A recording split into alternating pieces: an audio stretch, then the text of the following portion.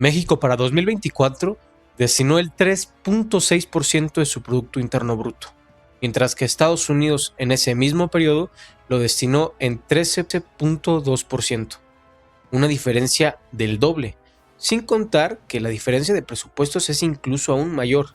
Entonces eso nos hace pensar por qué si México en su historia ha tenido que enfrentarse a las mayores potencias de la humanidad para simplemente defender su territorio, destina tan poco dinero en la defensa nacional. Para entender la diferencia abismal que existe entre presupuestos, tenemos que irnos a los datos. Estos datos son de 2024, mientras que Estados Unidos tiene aproximadamente 6.9 billones de dólares en presupuesto federal total, México apenas tiene 510 mil millones de dólares, 9.06 billones de pesos aproximadamente. La diferencia es abismal, son 13.5 veces más el presupuesto de Estados Unidos que el de México. Es decir, la diferencia no solamente está en el porcentaje que se le asigna a defensa nacional, sino que de por sí la diferencia es de 13.5 veces más. Eso se traduce en duplicarse, ¿no? Entonces, bien, México está conformada, las Fuerzas Armadas de México está conformada por Sedena, que tiene varias facciones, es el Ejército Mexicano, la Fuerza Aérea Mexicana, y también ahora, con las últimas reformas, hace un par de años, la Guardia Nacional. Entonces, forma parte del presupuesto, además de la Marina, que forma parte de las Fuerzas Armadas de México.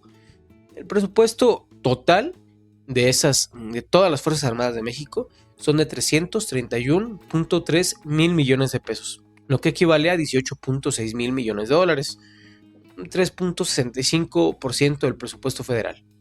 La asignación es básicamente lo esperable, 259.4 mil millones de pesos y 71.9 mil millones de pesos a la Marina, uno a la Sedena y el otro a la Marina, entendiendo que la Sedena es mucho más grande y tiene más facciones.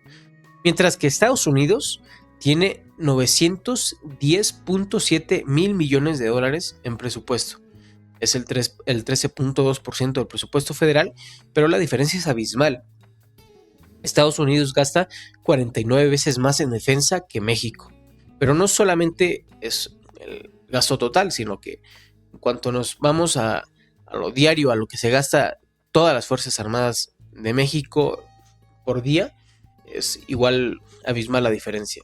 Aproximadamente 908 millones de pesos por día, mientras que en Estados Unidos se gastan 2.495 millones de dólares solamente por día, ¿ok? Un poco una comparación es el gasto por habitante. ¿Cuánto gasta la defensa en contraste con los habitantes que tiene?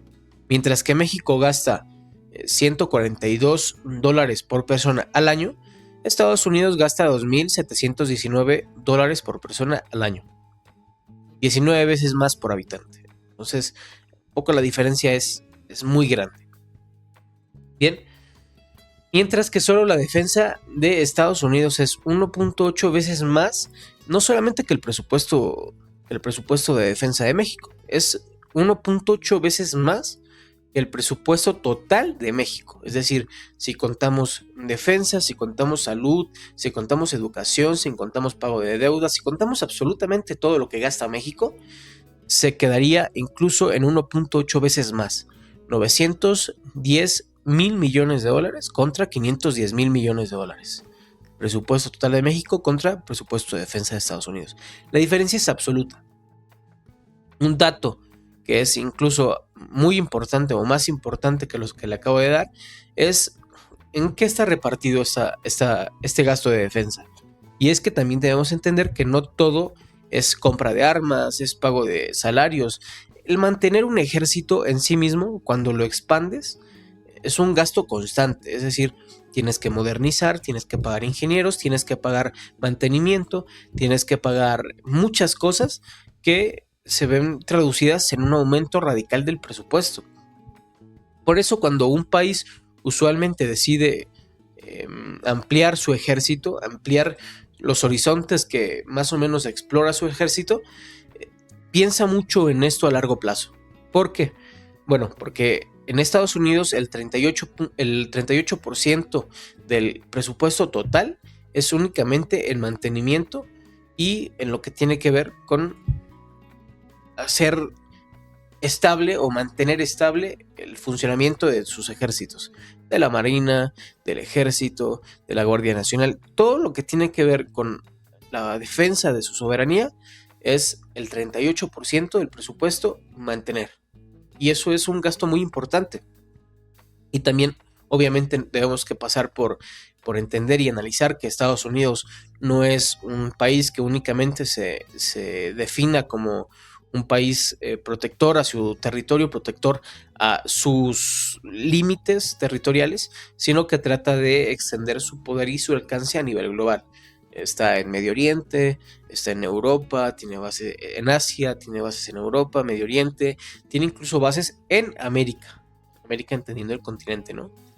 Entonces, hay una diferencia muy radical porque México no aspira a eso. México aspira a cosas muy distintas. México aspira a contrarrestar cualquier injerencionismo y eso eh, evidentemente necesita menos presupuesto, pero de pronto esa diferencia pareciese que nos hace pensar que no necesitamos presupuesto.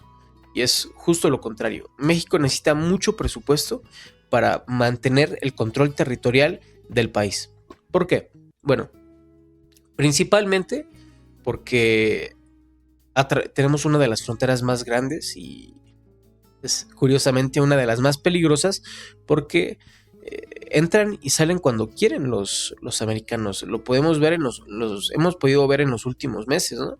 La injerencia del FBI, la injerencia de la CIA, de la Central de Inteligencia Americana, el Buró Federal de Investigación en México, en territorio mexicano. Entonces, cuando tienes demasiado territorio que cubrir, demasiado espacio aéreo, demasiada costa, México es uno de los países con más costa, tiene más costa incluso que Brasil. Brasil es uno de los países más grandes del mundo, me parece que es el cuarto, y México estará por el 14, el número 14. Y a pesar de que Brasil es mucho más grande, México tiene mucha más costa. Tiene tiene costa en el Pacífico, tiene costa en el Caribe y tiene costa en el Atlántico. Y eso hace profundamente débil a nivel militar a México.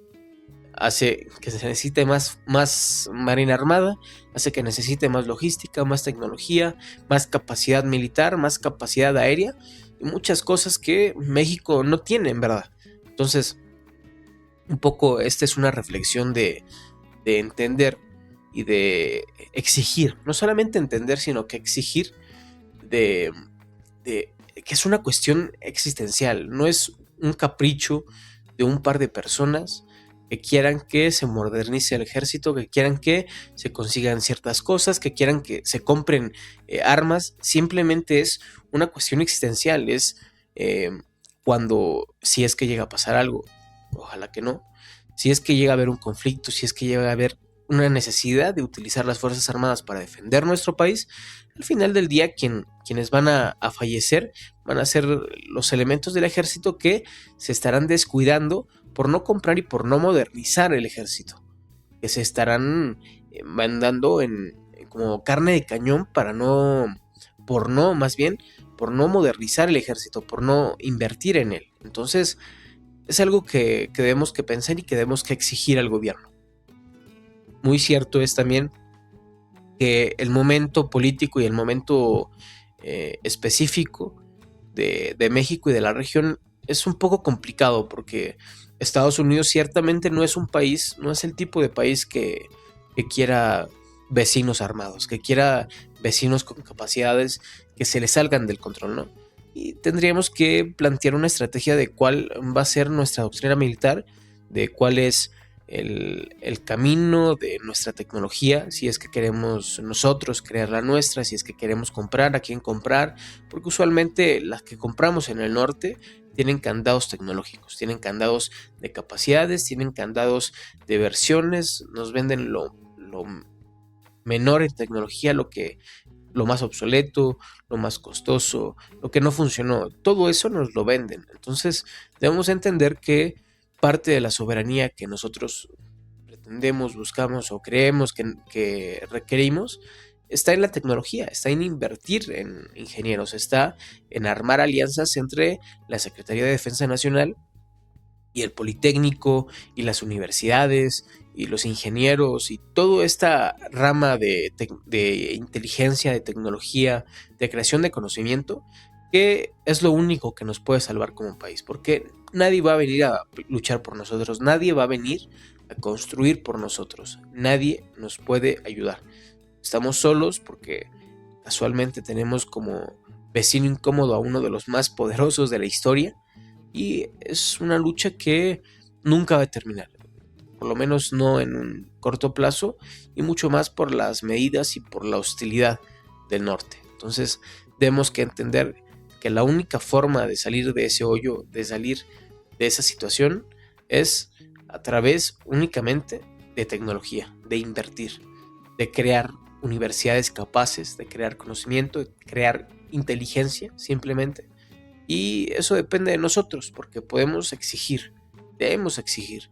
No solamente están las cuestiones sociales, que son muy importantes, no solamente está la cuestión de educación, que son muy importantes, es todo un ecosistema que necesitamos.